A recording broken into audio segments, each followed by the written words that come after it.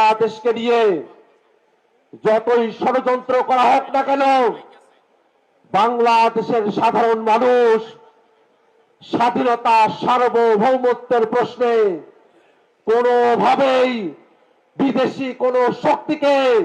বাংলাদেশের দিকে চোখ তুলে তাকানোর সাহস করার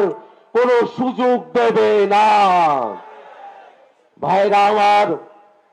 বাংলাদেশের মুসলমানরা কৌমি আলিয়া নানা ভাগে তারা বিভক্ত হয়ে আছেন, নানা ধরনের মতাদর্শ তাদের মধ্যে রয়েছে, বাংলাদেশে নানা ধরনের মানুষেরা রয়েছেন। আমরা সকলে প্রত্যাশা করি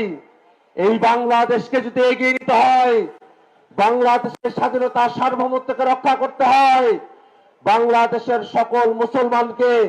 বাংলাদেশের সকল মানুষকে পীর সাহেব নেসারাবাদের ইত্তেহাদ বা